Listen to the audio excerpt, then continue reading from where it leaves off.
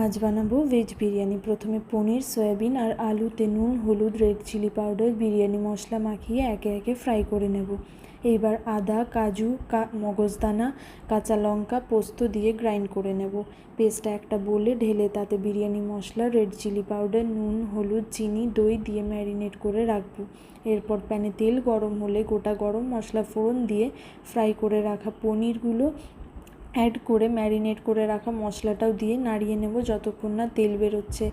এরপর পরিমাণ মতো জল দিয়ে ফুটে আসলে রোজ ওয়াটার, কেওড়া জল, মিঠা আতর দিয়ে ফুটিয়ে নিলেই ধনেপাতা ছড়িয়ে দেব।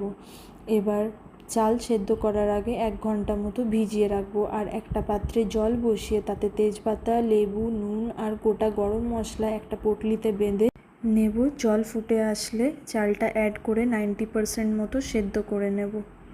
চালটা হলে জল ঝরিয়ে দমের জন্য প্রিপারেশন নেব। ফার্স্টে 2 থেকে 3টে তেজপাতা দিয়ে গ্রেভিটা দেব একটু বেশি করে। তারপর চাল, ধনেপাতা, বিরিয়ানি মশলা, ঘি, গ্রেভি আর একটা বাটিতে দুধ, কেওড়া জল, রোজ ওয়াটার, কেশর অ্যাড করে দেব। এরপর সেকেন্ড লেয়ারটাও সেম প্রসেস। তারপর ঢাকা দেব 25 মিনিটসের মতো। তাহলেই রেডি আমাদের ভেজ বিরিয়ানি।